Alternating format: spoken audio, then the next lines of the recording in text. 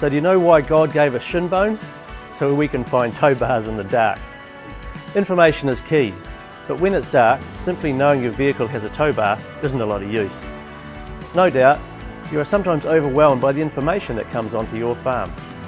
I asked Ash how he makes the most of the data that he receives.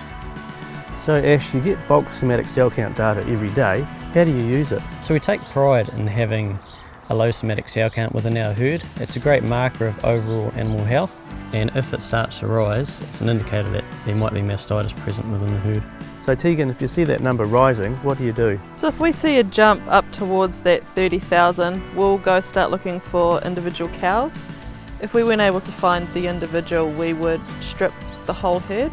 While we're stripping the herd, we're looking for things like dry teats, damage to the ends, all things that could indicate the causes of mastitis.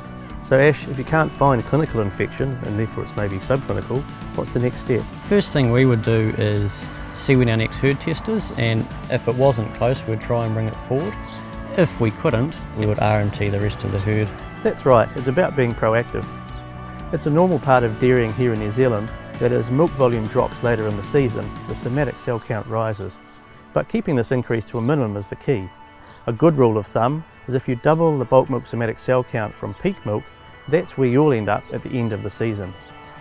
If you target, say, 100,000 in mid-lactation, this gives plenty of headroom to make management decisions, such as going on once a day later in the season. So Tegan, how do you use the information that you collect to make decisions on individual cows? So once we've gathered that data from our RMT testing and our herd testing, we're able to look at the unique histories of the individual cows in question, and from there we can see what her past has been, and we can make decisions around whether we would treat her or cull her. Thanks guys, and you're absolutely right.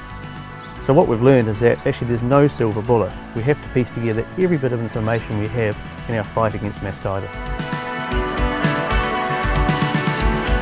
Watch all our videos by downloading the NZ Farmer Tips app for Apple or Android today.